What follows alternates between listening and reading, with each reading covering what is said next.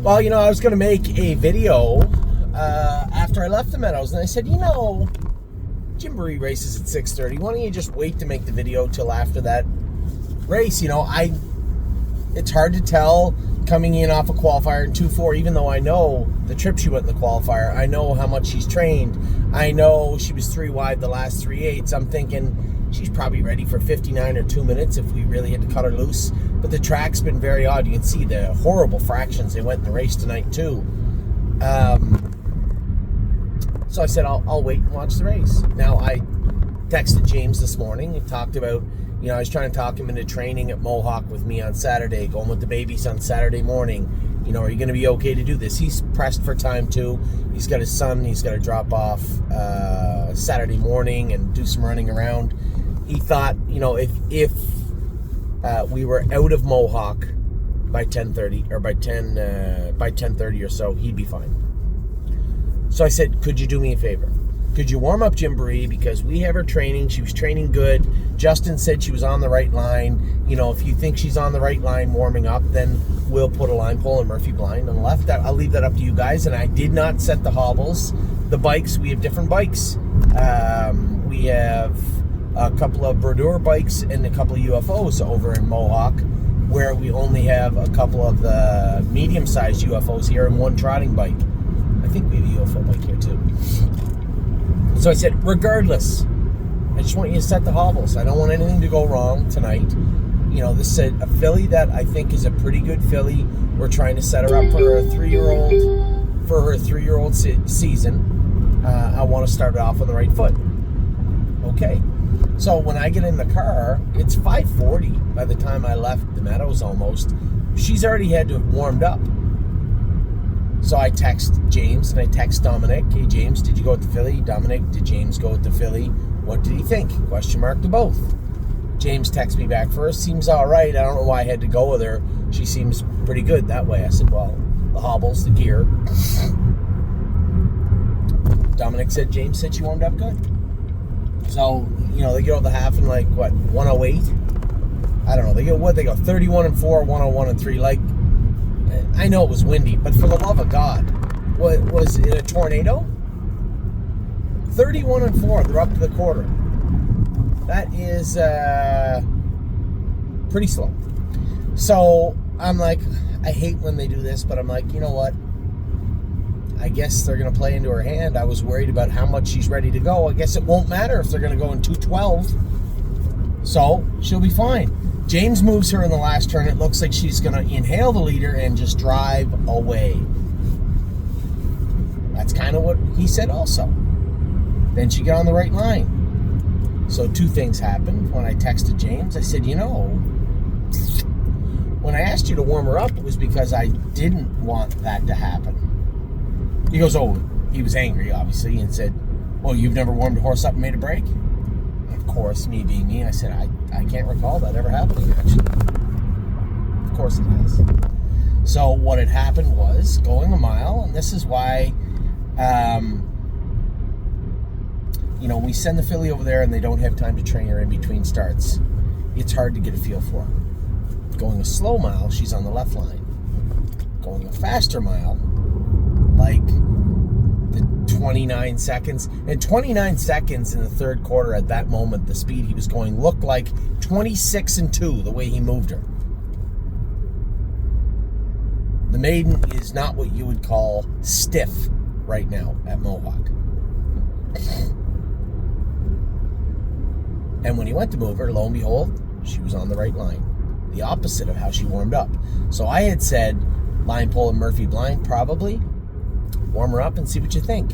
They went with no Murphy blind, and it looks like James was going, I was going to say 100. I don't know how fast he was going, but clearly faster than the other horses in the race. He was going right by, probably hooked the line, checked her, and she made a break. An unfortunate accident. Catches back trotting, still kind of weaves through, and you can even see James chose to go left halfway down the stretch because she was on the right line. So knowing that we warmed her up, she's on the left line a little bit and took gear off of her. I don't think it's anything serious. 2, knowing she's a 3-year-old, I would gather that probably do her knees. Now, the takeaway for a few of the chimpanzees has been ankles. And actually, now that I say it out loud, you may hear me saying this and say, well, who cares about one gym breed or the other? A lot of the horses, a lot of the issues are similar in the same breeds. They're indicative of the sire. In some cases a dam, but mostly the sire. And oddly enough, Melisandre will run into the turns, and her right hind ankle bothers her a little bit from time to time. Nothing major at all, but it is present, both by Jimber, both running a little bit at top speed. One filly had an ankle that was bothering her right hind. So now that I say that out loud, it may be wise to relay that information to Dominic also and say, hey, might want to have the vet do a little work on that right hind ankle. Have a full look at the horse. Obviously, just because they're both by chimpanzee does not mean that it's absolutely that ankle, but might want to start there. So, the takeaway is, unfortunately, she made a break. She looked rather impressive.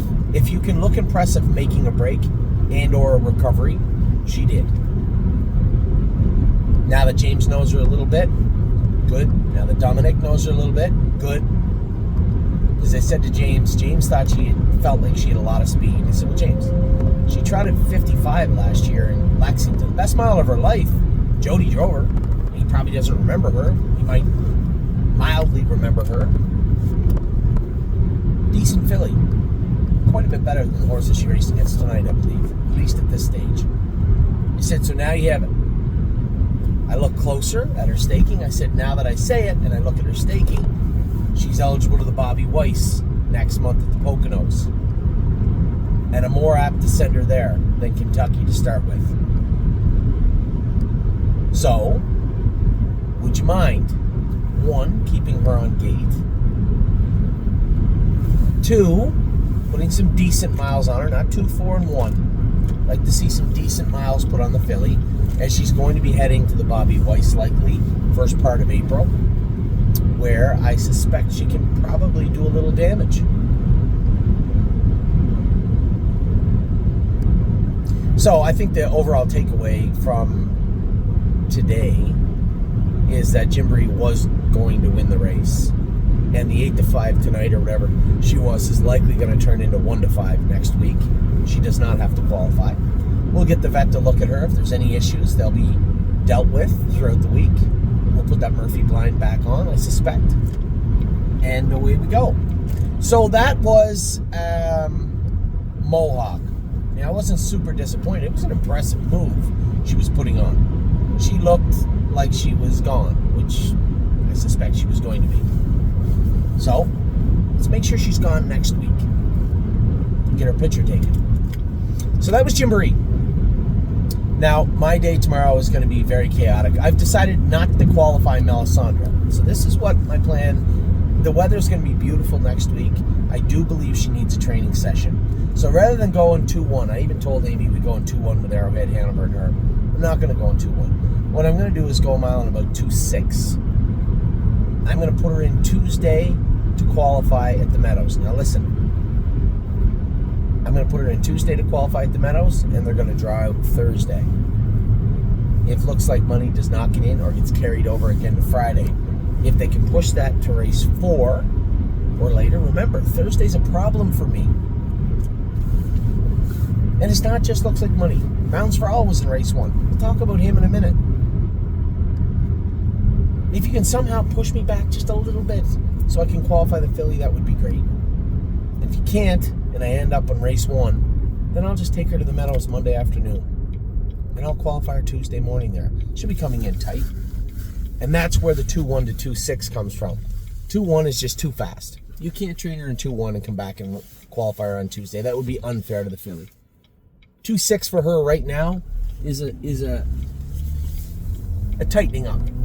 She's been in 2-2, she's been in 2-3, she's been in 2-4, she's plenty tight. Little mile in 2-6 following a helmet, sharpen her up, come right back, she'll be, and even 2-7 or 8 wouldn't be too bad. Just sharpen her up a little bit. And if I bring Arrowhead Hanover with me, we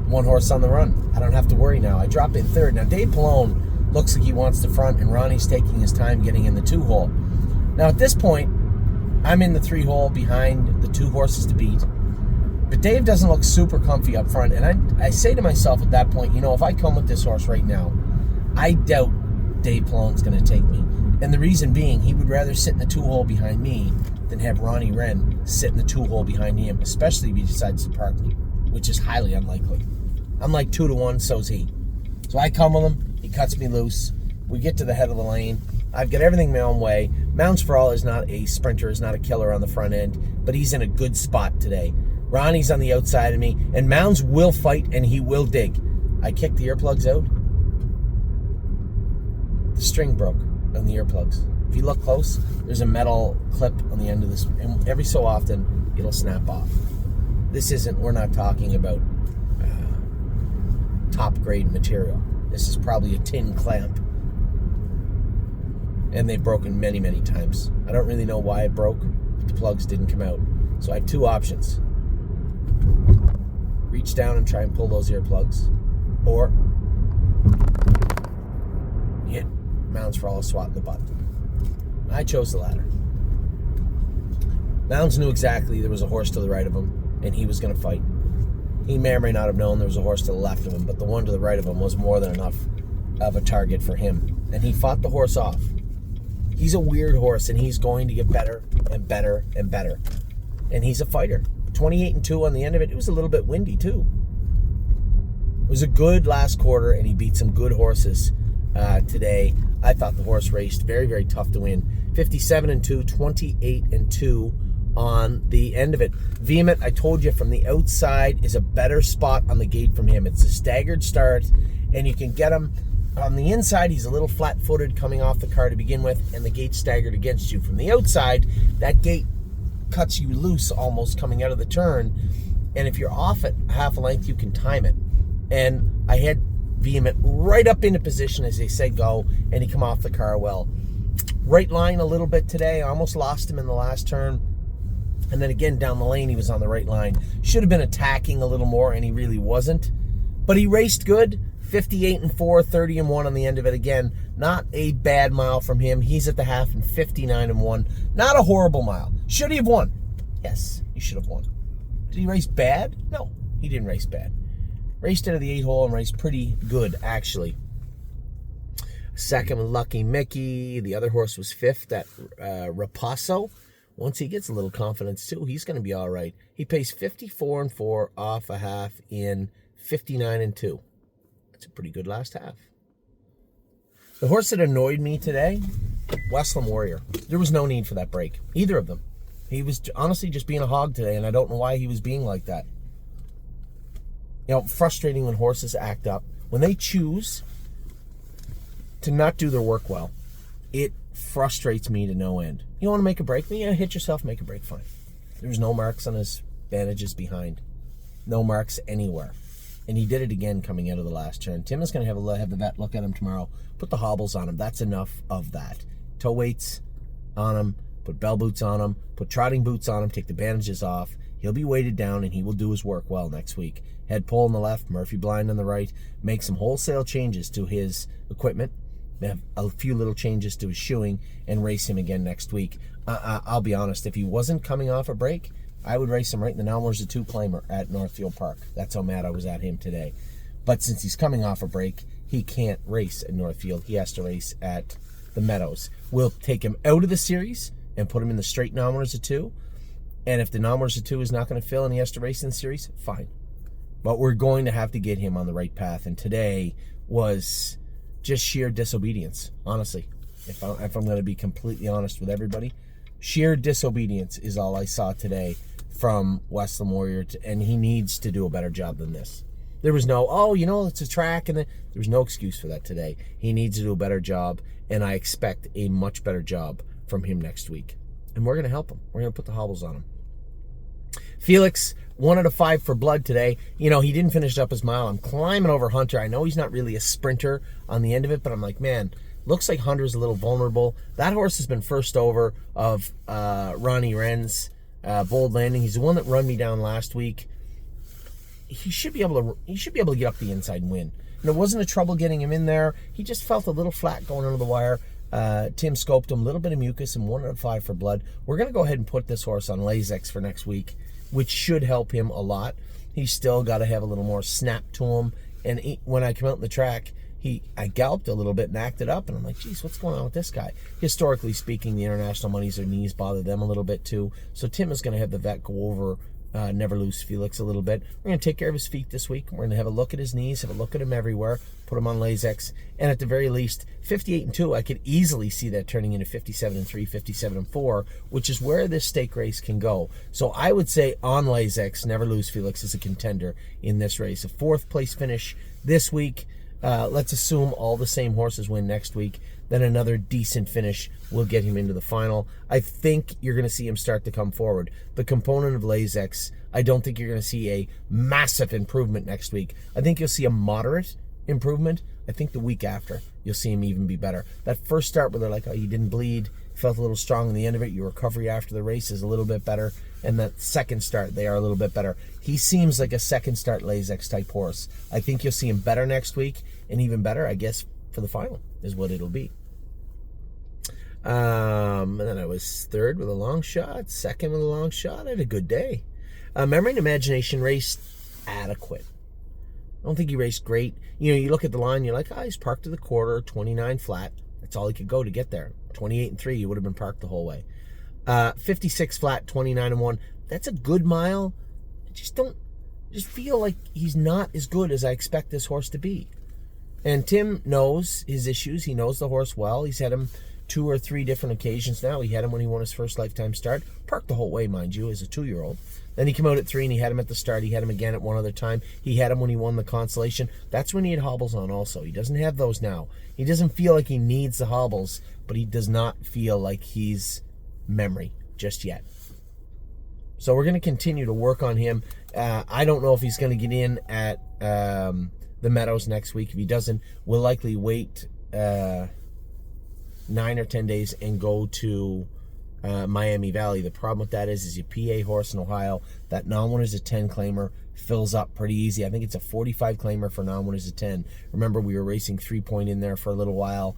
Irresistible Sun had a poke at them one night. I think this guy can do in that class, but I need him to get better. So not a bad mile from him, though. I was okay with his mile today, especially coming back on 5 days. I don't think he was bad. So Mounds for All raced very tough to win today. Vehement, I thought, raced much better and will get better.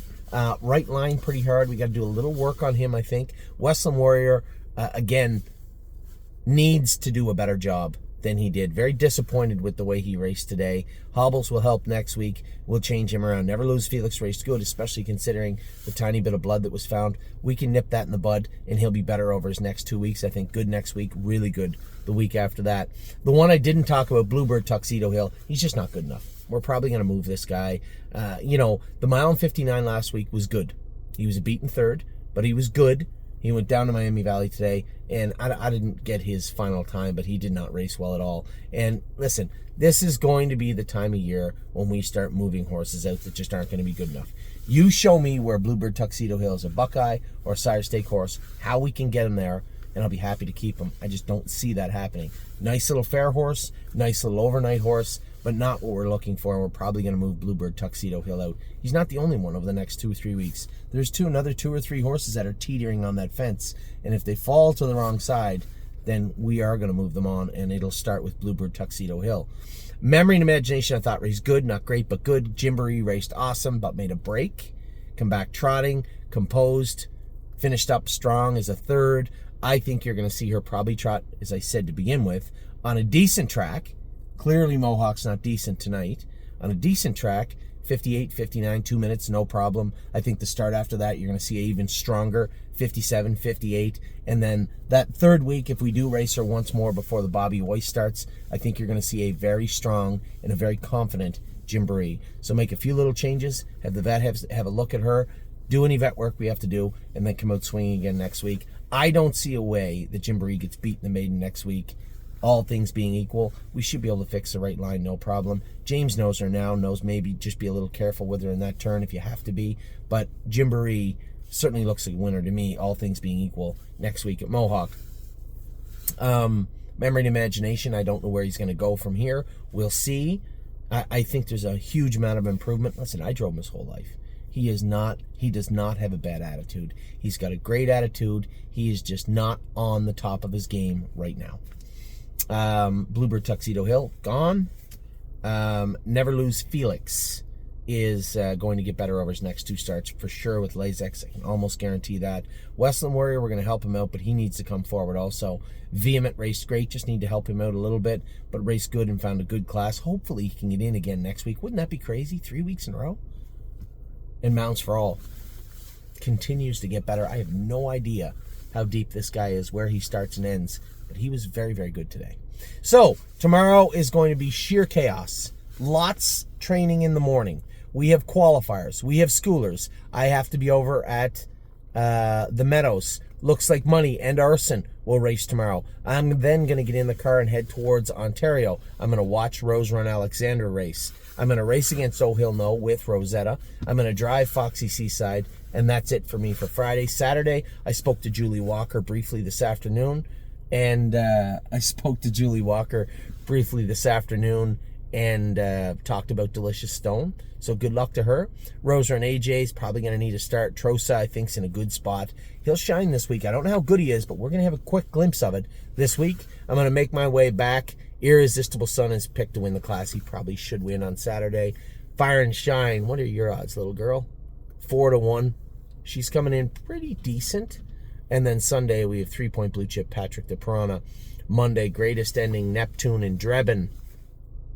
Lots going on. So, that is it for today. I'm all done for today. We're all done for today. I will talk to you in the morning. I'll talk to you tomorrow afternoon, likely on my way to the Meadows tomorrow morning. Again, in the afternoon, we'll talk about Looks Like Money and Arson, how they got along. Talk about the qualifiers, the schoolers, the training.